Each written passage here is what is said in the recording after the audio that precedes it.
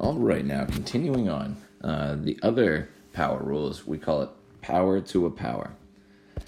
So think about, what does that 3 mean there? It means I'm taking the thing in parentheses and I'm multiplying it by itself 3 times.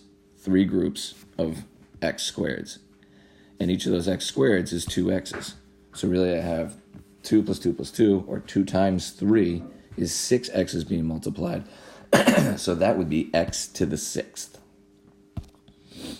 And then applying this rule, so we just multiply the exponents. Oh, never actually do that. That's just the explanation. I do not want to see this on any assessment or homeworks. You just use the rule. All right, so now we multiply the exponents. I get x to the negative 18. I have to have a positive exponent for my final result, so that goes to the bottom. Here, the 4 only applies to what's in the in the parentheses. So I'm multiplying the 5 and the 4. The 4 does not apply to the 6. So the 6 just stays there. 5 times 4 is 20. I got 6x to the 20th. So here, following our rule, each of those gets an exponent multiplied. Since those were originally exponents of 1, it was a 1 times 3 and a 1 times 3. Pardon. So for our last couple here, I'm going to multiply the exponents by that negative 1. Doing so results in x to the negative 2, y to the 3rd.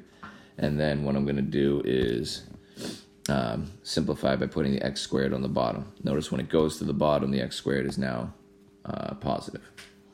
All right, so the 4 is only applied to the things inside the parentheses. That was like a little 1 there that's going to get multiplied by the 4. So the x squared stays there, times x to the 4th, y to the negative 12th. I now simplify the x's because I'm never going to have more than one of each variable. So I'm going to add these exponents, and then this is going to tell me to put the y on the bottom. So those simplify to x to the 6th, and then we got y to the 12th goes to the bottom. There's our final answer. All right, see you next class. Unless you're not my kid, then you'll see your teacher.